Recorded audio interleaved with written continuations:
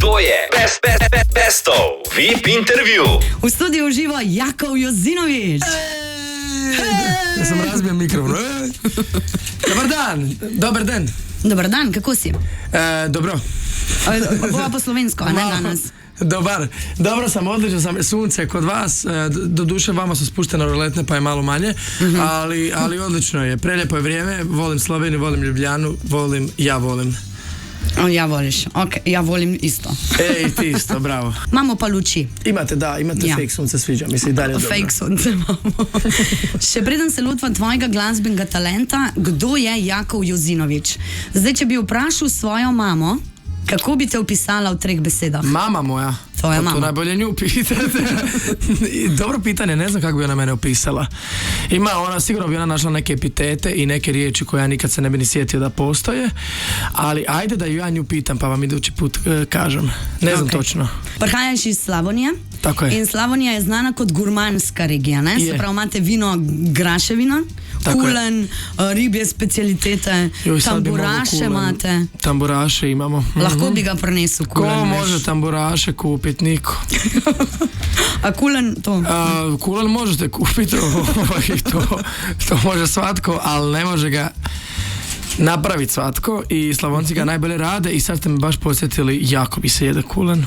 Već sam ovako polako gladan, sad bi mogao pojesti kompjuter, a bome i kulen. Veš kaj me zanima, bi zase rekao da si gurman, ne? Pa znate kako, na kraju ispada da nisam, zato što, iako bi sad rekao da jesam, ali svaki put kad dođem u restoran istu hranu tražim i to će biti ili pizza margarita doslovno, ili pasta carbonara, ili neki dobar biftek i to je to. Doslovno nema. A volio bi postati, ali se bojim šta ako mi se nešto ne svidi, a ja gledam ko pas. I šta onda, to mi se ne svidi, ja se ne mogu najesti. Je kaj pa recimo, da imaš večer zase in si rečeš, zdaj bom pa neki pojedel, pa neki spil, kaj bi si pripravil? Za društvo i sebe? Ili za sebe samo? Lahko sam za sebe, lahko pa tudi za celo društvo. Pa pastu pesto, najlakše za napraviti, i boca dobrog vina, i dobra muzika, pa da, grašo vina, i to je to. Da mi povej, tvoj stric Darko je nogometni trener. Je. A si se kdaj ukvarjal športom? Si mogoče igral fuzbol tudi sam?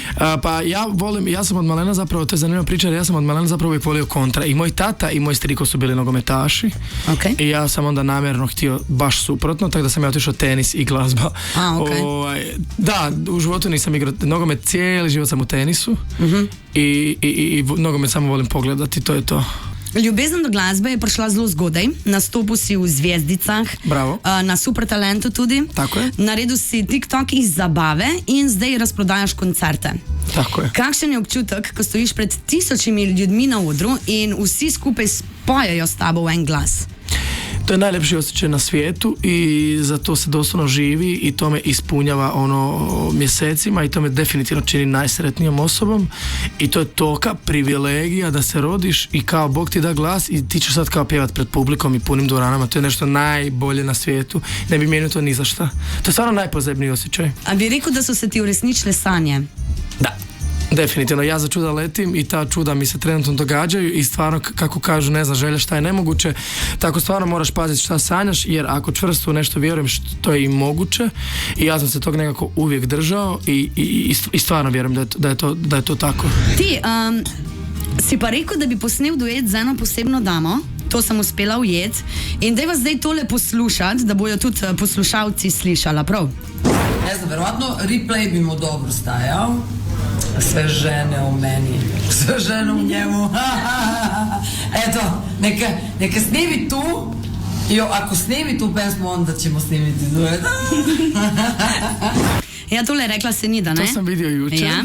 In glede na to, da nas Senida posluša Besta. Ja ću definitivno poslušati njenu izjavu. Ona ni nije svjesna da moj band već sprema replay, tako da ću ja to obradit. Tako da bilo bi bolje da ona prihvati ovaj duet. Se pravi, jo že znaš replay, ali... Ma znam sve njene pjesme. Kaj mi boš pa zdaj zapel?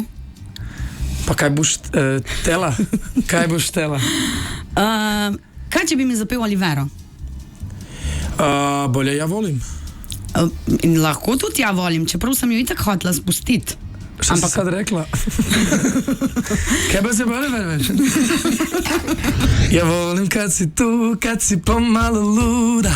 Ja volim kad si sa mnom predugo budna. Ja volim kad je igra gospodar i sluga. Ja volim kad si tu.